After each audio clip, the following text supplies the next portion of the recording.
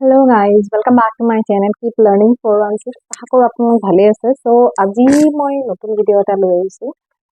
টপিকটো হৈছে যে আপোনালোকে কারেন্ট এফেয়ার্স বিলাক আমাৰ বহুত ডাঙৰ হৈ যায়। তো আমি অলৰেডি লাষ্ট ভিডিওটোত মোৰ কোৱা আছে যে ইংলিশটো আপোনালোকে কেনেকৈ সলভ কৰিব পাৰিব।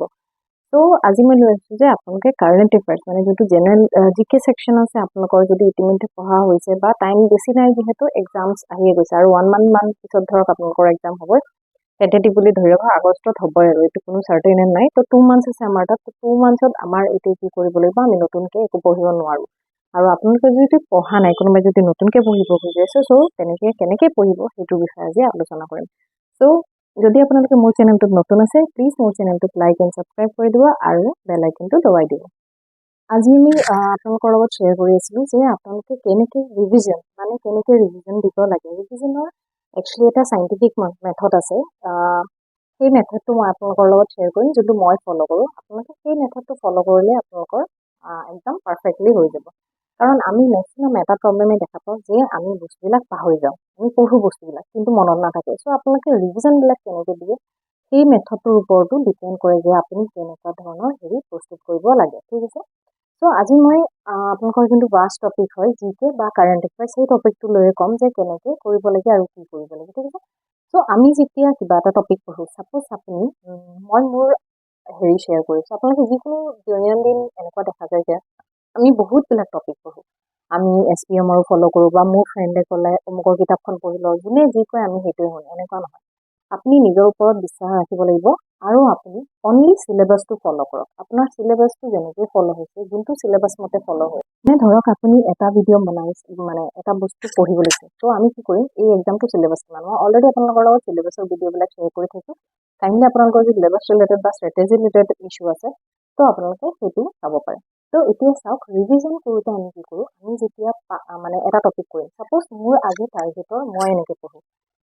মই কোনোবাই হয়তো আপোনালোকে এনেকৈ পঢ়িব পাৰে যে এটা ছাবজেক্ট 15 দিনৰ কাৰণে পঢ়ি আছে, সেনেকৈ হ'লে মোৰ মতে ষ্ট্ৰেটেজিটো ঠিক নহয়। কাৰণ এটা ছাবজেক্ট যেতিয়া 15 দিনৰ শেষ হ'ব, আপুনি 15 দিনৰ পিছত আগৰ যোনটো ছাবজেক্ট পঢ়ি আছে সেইটো ৰিভিজন পাহৰি যাব। ত' মই টাইম শ্লট বনাই লওঁ, মানে 3 ঘণ্টা মোৰ ৰিভিজনৰ থাকে। মানে যিকোনো টপিক পঢ়িছোঁ মই 3 ঘণ্টা এতিয়া, মানে এতিয়া 2 মাহ আছে ন এক্সামৰ, এতিয়া 3 ঘণ্টাৰ আপোনালোকে ৰিভিজন শ্লট বনাই লওক। আৰু 3 ঘণ্টাৰ ৰিভিজন শ্লটটো বনোৱাৰ লগে লগে আপোনালোকে কেনেকৈ কৰিব, ছাপ'জ মৰ্ণিং উঠিলে, মই ইউজুৱেলি 3:30 উঠোঁ। ত' আপোনালোকে ট্ৰাই কৰিব পাৰে আৰ্লি মৰ্ণিং, বিকজ মোৰ বেবী আছে, চ' মই দিনত বেছি পঢ়িব নোৱাৰোঁ। ত' সেনেকৈ আপোনালোকে টাইমটো নিজৰ লগত মেনেজ কৰক, আপোনালোকৰ কোনটো টাইম সুবিধা হয়। চ' আই ইউজুৱেলি ৱেক আপ এট 3:30।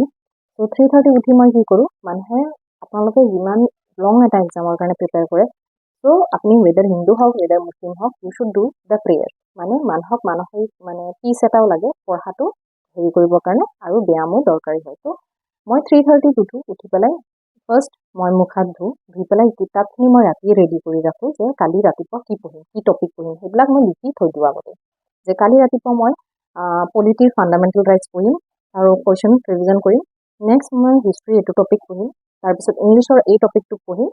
মই 3টা টপিক লওঁ, 3টা ছাবজেক্ট লওঁ অলৱেজ। 4টা ছাবজেক্ট কভাৰ কৰিব নোৱাৰি। আৰু লাষ্টৰ ৰিভিজনটো, মানে যি পঢ়িছোঁ দিনটোত বা আগতে কোনোবা টপিকৰ বা আছাম জিকে বা যিহৰ মোৰ ৰিভিজন দিব আছে, যোনটো পাৰ্টৰ পৰা কুৱেশ্যন বেছি আহে আৰু মই যোনটো পাৰ্ট পাহৰি যাওঁ, সেইবিলাকো এনালাইচিছ কৰি আপোনালোকে ওলাব লাগিব।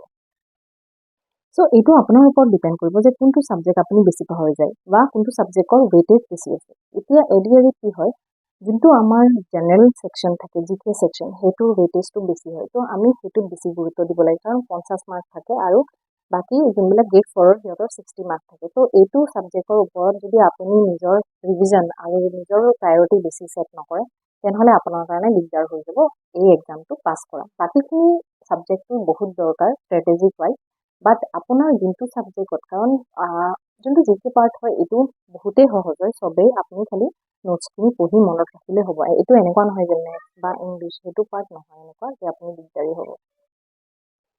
ত' ৰিভিজনটো যেতিয়া আপোনালোকে দিব ষ্টাৰ্ট কৰে, ত' কি কৰিব, প্ৰথমতে যোনটো টপিক পঢ়িছে সেইটো টপিক পঢ়ি ল'ব। তাৰপিছত তাৰ MCQ লুচেণ্টত পঢ়িব। মই সেনেকৈ কৰোঁ, লুচেণ্টত পঢ়ি তাৰপিছত যেতিয়া আপুনি দেখিলে যে টপিকটো বুজি পোৱা নাই, আকৌ সেইটো টপিক হেৰি কৰক। বা আৰু এটা চাইণ্টিফিক মেথড আপোনালোকে ইউজ কৰিব পাৰে। এই মেথডটো আপোনালোকে ইউজ কৰা হ'লে আপোনালোকৰ বেছি ভাল হ'ব। যেনে আপুনি এটা টপিক পঢ়িলে আৰু এইটো টপিক এনেকুৱা এটা মানুহক বা পোৱালি এটা বা মিৰৰৰ আগত আপুনি এক্সপ্লেইন কৰিব ট্ৰাই কৰক যে এই টপিকটো পঢ়িছে, এতিয়া আপুনি নিজৰ ভাষাত সেইটো লিখিব, নহ'লে আপুনি বেলেগ এজন মানুহক এক্সপ্লেইন কৰিব ট্ৰাই কৰক। যদি আপুনি ছাকচেছফুলি সেইটো নিজৰ ভাষাত বেলেগ এজন মানুহক বুজাব পাৰিছে, তাৰমানে সেই বিষয়টো আপুনি ভালকৈ গুৰুত্ব সহকাৰে আয়ত্ব কৰিব পাৰিছে, তেতিয়াহ'লে সেই বিষয়টো আৰু আপোনাৰ পঢ়াৰ দৰকাৰ নাই, খালি ৰিভিজন দিলে হৈ যাব। কিন্তু আপুনি যদি দেখিছে যে সেই টপিকটো, সেই বিষয়টো আপুনি এক্সপ্লেইন কৰিব ব্যৰ্থ হৈছে বা আপুনি কাৰোবাক বেলেগ মানুহক বা বেলেগ ফ্ৰেণ্ডক বুজাওঁতে আপুনি ব্যৰ্থ হৈছে, ত' তাৰ মানে আপোনাৰ এই টপিকটো ক্লিয়াৰ নহয়। চ' আপুনি এই টপিকটো আকৌ এবাৰ পঢ়াৰ দৰকাৰ পৰে। চ' এনেকৈ পঢ়িলে ভাল হয়। আৰু ছেকেণ্ড আৰু এটা মেথড হৈছে আপুনি যিকোনো এটা টপিকৰ প্ৰথমতে কুৱেশ্যনখিনি পঢ়ি লওক। মানে যে ষ্টেটিক জিকে পঢ়িছে, ছাপ'জ আপুনি নেশ্যনেল পাৰ্কৰ বিষয়ে পঢ়িছে, প্ৰথমতে MCQখিনি পঢ়ক।